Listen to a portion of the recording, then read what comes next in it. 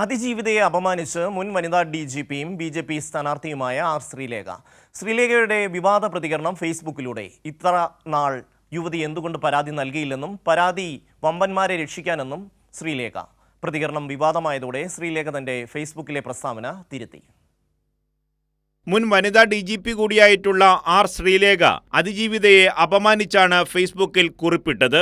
ഇത്രനാൾ യുവതി എന്തുകൊണ്ട് പരാതി നൽകിയില്ല, ഇപ്പോൾ എന്തിന് നേരിട്ട് മുഖ്യമന്ത്രിക്ക് പരാതി നൽകി, പ്രതിക്ക് ഫോണും ഓഫാക്കി മുങ്ങാനുള്ള മുൻകൂർ ജാമ്യാപേക്ഷ നേടാനുള്ള അവസരത്തിനോ തുടങ്ങിയവയാണ് ശ്രീലേഖയുടെ ചോദ്യങ്ങൾ. പ്രതികരണം വിവാദമായതോടെ ശ്രീലേഖ തന്റെ ഫേസ്ബുക്കിലെ പ്രസ്താവന തിരുത്തി.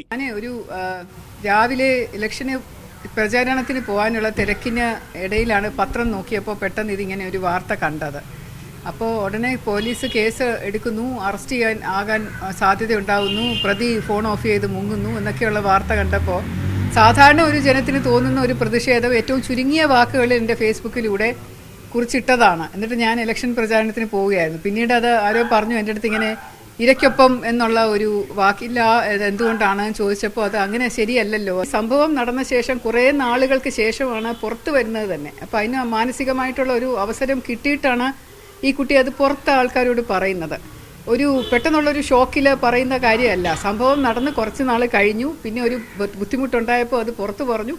ആ പുറത്താവുന്ന നിമിഷം ഒരു കേസ് എടുത്തിരുന്നെങ്കിൽ കുറച്ചും കൂടെ നീതിയുക്തമായിട്ട് കാര്യങ്ങൾ നീങ്ങിയേനെ. നടിയെ ആക്രമിച്ച കേസിലും പ്രതിയെ അനുകൂലിച്ച് ശ്രീലേഖ രംഗത്തെത്തിയിരുന്നു.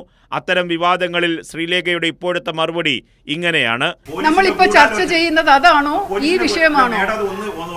ചോദിക്കാന്ന് പറഞ്ഞതാണ്. ദിലീപിനെ കുടുക്കിയത് ഗൂഢാലോചനയാണ്, രാഷ്ട്രീയ ഗൂഢാലോചനയാണ് എന്ന് തന്നെയാണ്. ഇല്ല, ഞാൻ അങ്ങനെ പറഞ്ഞിട്ടില്ല.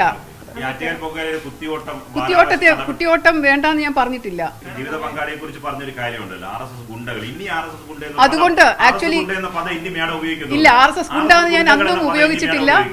RSS ഗുണ്ട എന്നുള്ള പദം ഞാൻ അന്നും ഉപയോഗിച്ചിട്ടില്ല, ഇന്നും ഉപയോഗിക്കുന്നില്ല. കൈരളി ന്യൂസ്, തിരുവനന്തപുരം.